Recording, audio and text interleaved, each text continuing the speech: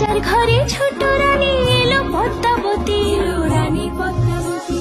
রাজার আরো 6টি রানী, ছিল না সন্তান, পদ্মাবতীর কোলালোতে মিলল সমাধান। বছর যেতে জন্ম নিল 7 ছেলে 1 মেয়ে, হয় খুশির আকাশ হঠাৎ কালো মেঘে গেল ছেয়ে।